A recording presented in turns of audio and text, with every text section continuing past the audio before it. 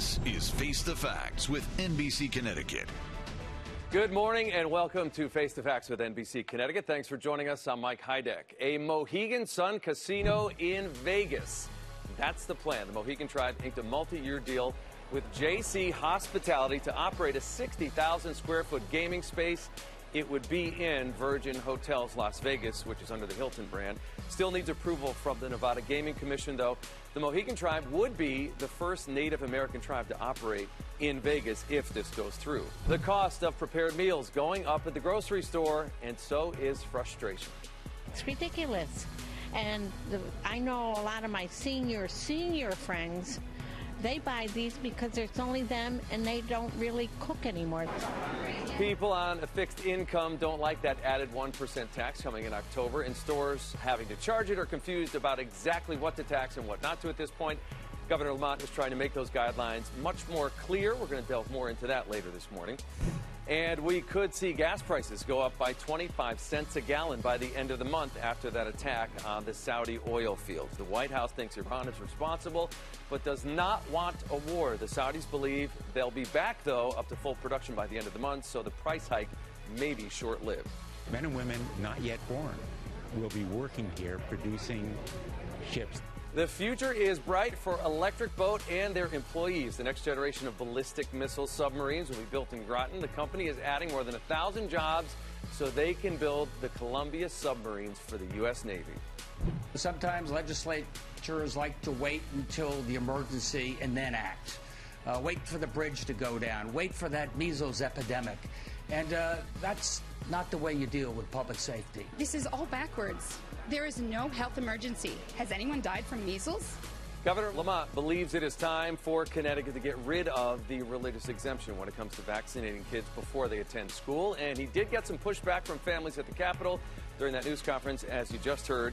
Joining me this morning to talk about this now is the state's Commissioner of Public Health, Renee Coleman-Mitchell. Before taking the post, Ms. Coleman served as Executive Director of Cougar Health Services at Washington State University. She also served in various leadership roles right here in Connecticut, such as the Deputy Director of Health for the City of Hartford, Director of Meriden Community Health Center, and really so many other leading public health positions. We don't have time to list them. However, one that I like is she was an adjunct professor at my alma mater, UConn. That is true. Yes. Very nice to meet you. Nice Thanks so much for coming well. up face to face. I'm Sorry, my happy hands to are be so here. cold. Yes. Vaccination, as we know, and it's been in the news for so many years now. Yes. It's a very passionate topic. Yes. When information gets released, how detailed do you think the statistics should be when it comes to the number of students who are vaccinated in our state? What kind of information should be made public? Well, I will refer to back in May when I made the decision for the department to release the school level data. Now, if you look overall, the data looks good, that we're in compliance with the numbers that are set by Centers for Disease Control and Prevention. Right. But when you break those numbers down by school districts, it was very glaring that there were pockets and communities in Connecticut that were way below the immunization rate of 95%. Right. That is extremely concerning, especially for us as Connecticut, but also as a public health commissioner. So when you said initially that you weren't going to release the school-by-school data, and then it seemed as if there was a back and forth between you and the governor, what was that conversation like, and did he help to change your mind? Yeah. Well, I will say that Governor and I have always been on the same page in regards to the release of the data. What I need to clarify is that how I phrased it all. It was during a time when I was getting a lot of requests for the data, for information during the summer months, and we were in-house at DPH looking at the data, looking at the analysis of it, and then checking out what other states were experiencing that had already gone through this. Right. When I got that absolute request about release of the data, I thought it was important to make a statement to say, look, I am not going to release any data, school level, any data at this time. Those three words made all the difference. Okay. Did not preclude any release of data that was going to be forthcoming. We still also had a number of schools that were outstanding in regards to vetting that data with them. Right, and vetting the data is important because you don't want to release the data and then have to amend that data, Absolutely. right? The governor says he would like to see a law requiring the data releases on an annual basis when it comes to the vaccinations. Do you agree? I absolutely agree. Again, it continues to have to be looked at in terms of where are the areas of concern, what is happening with us as a state overall. And again, it's always about the idea of protecting Connecticut's public health. So it's important to have that breakdown. When I did that decision making in May, it made all the difference to say, wow, there are some huge pockets. We need to continue to look at that. So when you hear families in the setup to starting this interview, you hear families push back and they say, look, this is sort of invading our rights if you get rid of the religious exemption. What do you feel when you hear those impassioned arguments? Obviously, your job is public health, but that's the other side of the issue. Yes. I can tell you as a mom, I completely understand the concerns. But as a public health commissioner, again, on behalf of the protection and health and safety of Connecticut residents, a decision had to be made. My job is to inform, to advise, to give good public health decision making. And so that recommendation to repeal that religious exemption is completely on behalf of being a public health commissioner. And again, the recommendation is a recommendation for that. The legislators legislate and make those absolute decisions about the repeal. Now, there are other states surrounding us that have gone through this process. What have you learned, or what are you learning from, I believe New York is one of them? Well, we've looked at California, we've looked at New York. I will tell you that one of the biggest things that we learned is that when you repeal the religious exemption statement, laws, that it basically leads to an increase in medical exemptions. So what we're doing is, as DPH, is putting together, establishing and creating a form for medical exemptions to be used and signed off by the physician, the pediatrician, and the parent, and that form stays at the school because we want to make sure that those medical exemptions are appropriate and within the guidelines and criteria that we've set. And that's something that we saw and learned from looking at other states. And that can actually help us moving forward is how we implement this. Absolutely. Let's talk about communication. In the beginning, you got in the job. Senate President Pro Tem Martin Looney said he wanted some guidelines from you on the vaccinations. He said you weren't as forthcoming as he had liked. How would you like to respond to that? Well, I can tell you that a number of legislators have expressed that, and I totally understand that. But at the same time, as a public health commissioner, I go by the science, I go by the facts, and sometimes that takes time. So sometimes I can't always just rush the decision. I work very closely with my team in-house, and we look at a lot of data. We look at what other states are experiencing. We learn from that. Renee Coleman-Mitchell, Commissioner of Public Health, we appreciate your time this morning, and thank you for discussing vaccinations, a very, very passionate topic for parents specifically. All right, thank you. Thank you. Straight ahead on Face the Facts. Do you ever grab a hot meal from the grocery store on your way home? Well, next month, the cost is going up, but it's not only food on that list that's getting a new tax. We're going to break it down and hear from the people who are trying to fight it. Coming up next. Moving on to today's fact check and the food fight at the state capitol. While there's been no actual food throwing, there has been plenty of finger pointing, all surrounding a measure to increase the tax on prepared foods. What we're seeing really is a Democratic food fight. Republican leaders in the Senate and the House are quick to blame their Democratic colleagues for stirring the pot. I don't know where the confusion lies, but it's been very clear that prepared foods are already taxed in supermarkets. That is current law. That has been current law for many years. Prepared foods like sandwiches or rotisserie chicken are now taxed at 6.35%. October 1st, it goes up to 7.35%. Initially, Democrats say the guidelines released this month from the Department of Revenue Services were much broader than intended, and they included items that are not currently taxed, such as popsicles and ice cream cones sold individually, soup sold in containers holding 8 ounces or less, and small quantities of bakery items, 5 or fewer, as well as meal replacement bars. Not a good idea.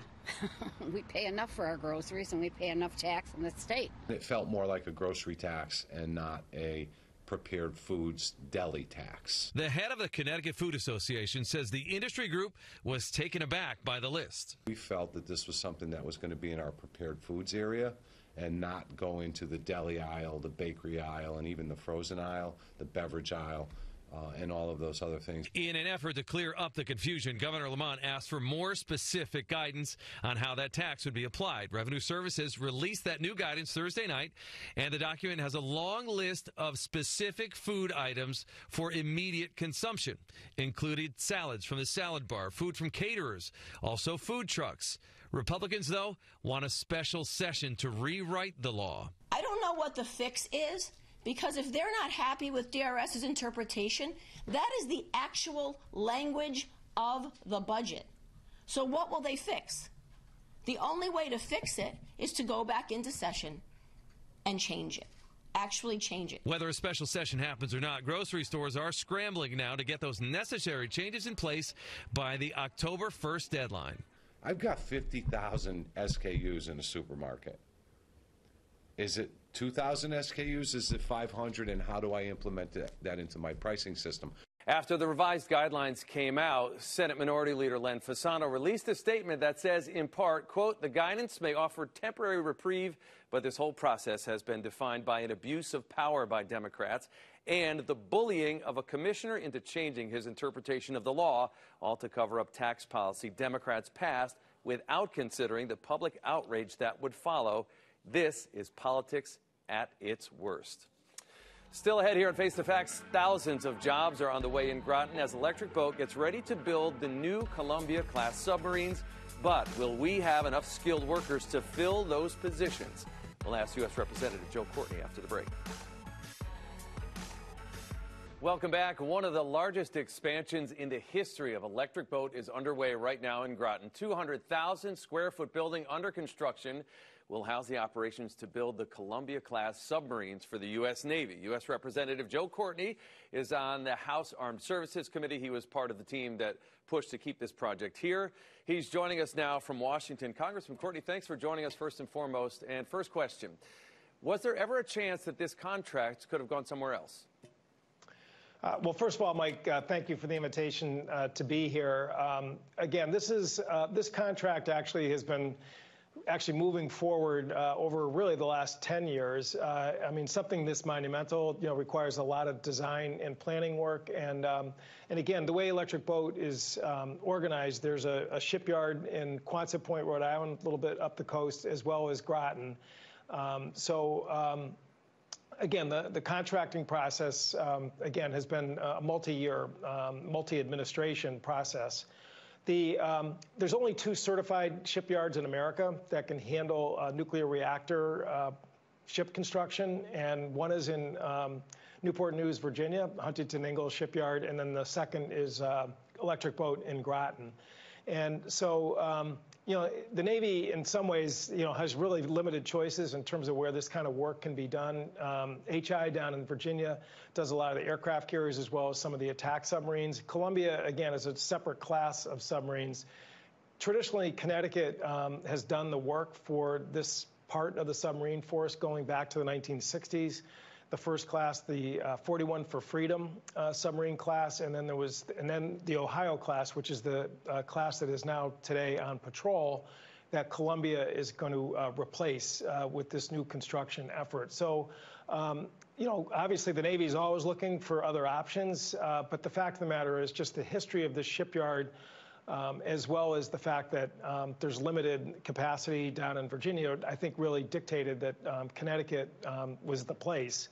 We also, again, just have a very rich history of submarine constructions that goes back over 100 years, and that is a very rare skill in American shipbuilding. So, Mr. Courtney, just this week, Connecticut's unemployment numbers came out, 3.6%. That's very low. Are we going to have enough skilled workers to fill these positions over the next decade? And what about sort of training the workforce of the future? Could federal dollars be coming to Connecticut to try to make sure some of our students stay here? Sure. So you're right on target. I mean, obviously now we're in a place where it's all about execution, and this will be a very labor-intensive undertaking.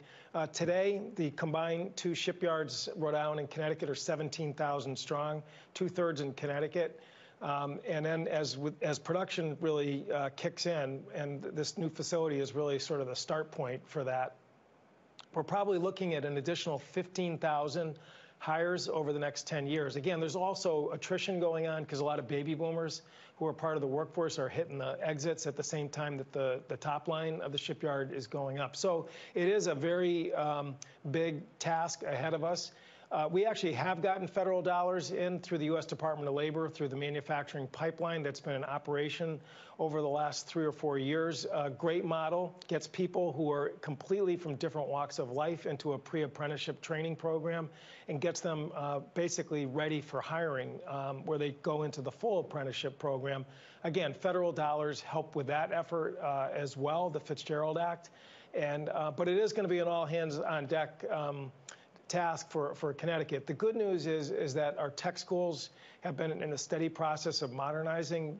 Grasso Tech down in Groton actually just cut the ribbon a few weeks ago for a brand new facility that is loaded with advanced manufacturing capability for young students. But that's true with the other tech schools as well as in Connecticut, and also the community colleges.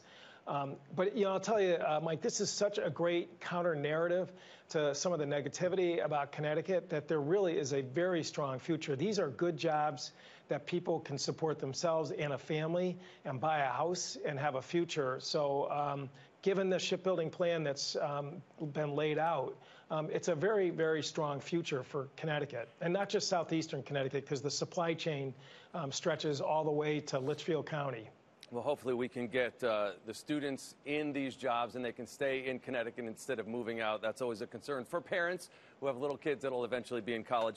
Look, while I have you here, I have to ask you one last question about the goings-on in the White House this week, and then I'll let you go. Can you comment? You're on the Armed Services Committee, about the whistleblower situation regarding the leader of Ukraine and the White House. What have you heard? Have you been able to get more information?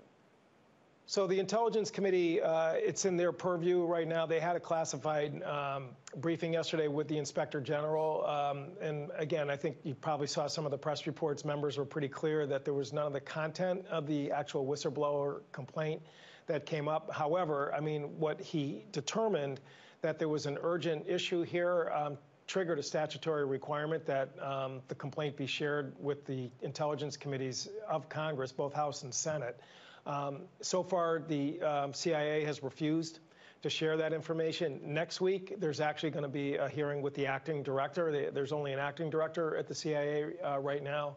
But this is actually a very grave situation where there is a very clear statutory mandate. It is shall, not may, in terms of the fact that this complaint needs to be disclosed to Congress. And you can feel, I mean, the tension level is really rising around this because, again, we're talking about our, obviously, the crown jewels when it's within the intelligence community and communications with foreign governments. Do you feel likely that you're going to get more information in the coming weeks, or it seems as if walls keep being built up to get that information out? Well, this one, I actually think the walls are pretty shaky because, as I said, the law is very black and white on this. And, Adam Schiff, who's the House chairman of the Intelligence Committee, has already talked about the possibility of starting litigation to enforce this. That's a really good case in my book because, as I said, it's just the discretion is not there for the intelligence agencies to stonewall Congress. We, of course, are going to continue to follow this story. Representative Joe Courtney, thank you so much for your time. Safe travels back to the district today. When we come back on Face the Facts, some final thoughts today on vaccines. Some final thoughts now on vaccines. How do you feel when someone you don't know tells you what to do, assuming they know what's best for you more than you do? Well, after watching the families crowd the Capitol during the debate over the religious exemptions on vaccines, that was the emotion that you heard over and over expressed most. We as parents, of course, all believe we know what's best for our own children. But when our choices have the possibility of affecting the health of others, that debate changes instantly. Governor Lamont, plain and simple, wants kids to be protected and vaccinated for the entire school community benefit in a way the medical professionals believe works.